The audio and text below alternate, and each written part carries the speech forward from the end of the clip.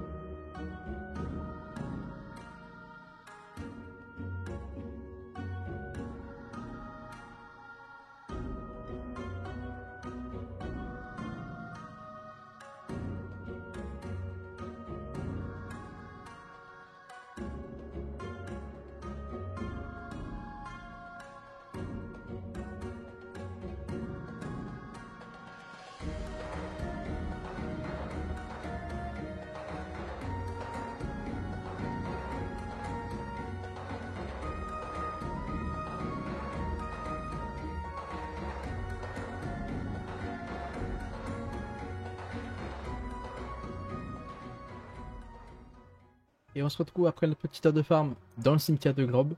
Zone assez cool, les mobs sont pas trop chiants. En revanche, au niveau du drop, c'est pas ça. On a eu seulement 2% d'XP de drop. Donc ça, franchement, ça régale pas du tout. Vous allez le voir, c'est pas fou pour une zone niveau 150. Donc déjà, on a chopé 30 000 kama brut. Bon, ça, à la rigueur, c'est pas si mal que ça. Par contre, on a chopé seulement 12 sachets de son éternel. Et au niveau des ressources, en total, on arrive à seulement 482 000 kama de ressources estimées. Ouais, c'est pas ouf, hein, je vous l'ai dit de toute façon. La ressource qui arrive vraiment, c'est bien évidemment les étoffes de samouraï fantôme. On est à quasiment la moitié du farm. Un peu moins. Puis après, on a quelques autres ressources. Bon, celle-là est quand même pas mal. Les Onabu Geisha qui gagnent quand même 100 000 kama. Les viandes coûtent pas mal cher. Et puis les autres ressources, en fait, on en a pas mal, mais ça vaut pas tant que ça. Donc c'est un peu décevant. Honnêtement, on verra au donjon, mais je pense que ce sera encore pire.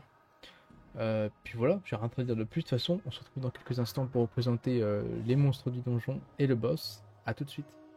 De retour pour vous parler du mob exclusif au donjon, ainsi que le boss. Le Kabushido drop une épaulière en vue, 100 kama unité, et a les mêmes drops communs. Quant au boss, le shogun Tofugawa, il drop une moustache à environ 14 000 kama unité, les mêmes drops communs, sauf pour la viande, une bidoche fraîche à environ 4 000 kama unité. Je vous laisse avec les combats et on se retrouve pour le bilan.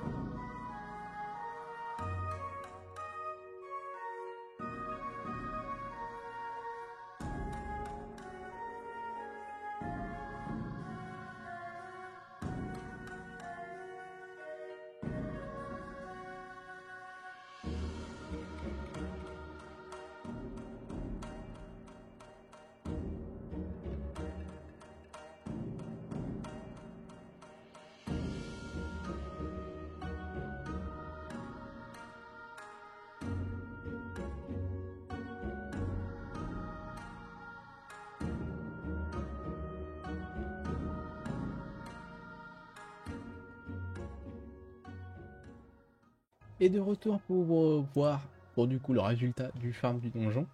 Du coup, je viens juste de m'arrêter là, il est 19, tout pile. Bah, j'ai fait les échanges après, donc allez, on va dire 17. J'ai eu le temps de faire du coup 5 donjons, donc un trousseau et puis 4 clés. Puis honnêtement, je suis assez étonné du résultat du farm. J'ai un peu de check comme dans les échanges.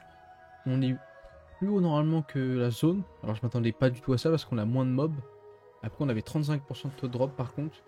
Sinon, au niveau des succès du donjon, j'ai essayé, mais le succès spécial il m'a un peu saoulé. J'ai regardé un peu le strat au dernier combat, mais je me suis fail. Ça doit pouvoir se faire, mais bon, on s'en fout un peu des succès de toute façon. Au niveau du coup des kamas, on a chopé 27 000 kamas bruts, donc ça c'est un peu moins que la zone. En revanche, c'est pas possible que j'y sois. Attendez, j'ai pas chopé. Ah oui, voilà. Attendez. Oups. On a chopé 9 sachets de cendres éternelles. Et du coup, au niveau des ressources, on arrive à 526 815 kamas de ressources estimées. C'est légèrement plus haut que la zone. C'est pas non plus transcendant. On a bien évidemment les moustaches du Turgoon qui nous carry quand même 85 000 kamas. On a chopé un peu moins de pagne, d'étoffe, mais vraiment pas beaucoup. Pareil, ça c'est une ressource qui nous carry. Et puis de toute façon, on est sur les mêmes loots. Hein. Ça, le loot qui change, c'est les Kabushido. Mais la ressource ne va pas très cher. Donc c'est pas non plus game changer. Donc sinon, voilà, la zone était plutôt sympa.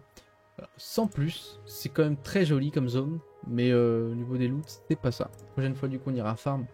Le monde des tombeaux, c'est une zone qui est beaucoup plus chiante, je crois, et le Kumio, qui est un boss très beau par contre. Belge, je sais pas trop, le renard c'est quoi. Enfin bref, vous le verrez la prochaine fois de toute façon. Moi, j'espère que la vidéo vous aura plu. Si c'est le cas, n'hésitez pas à me le faire savoir. Je vous souhaite une excellente journée ou soirée, et je vous dis à la prochaine. Bye tout le monde.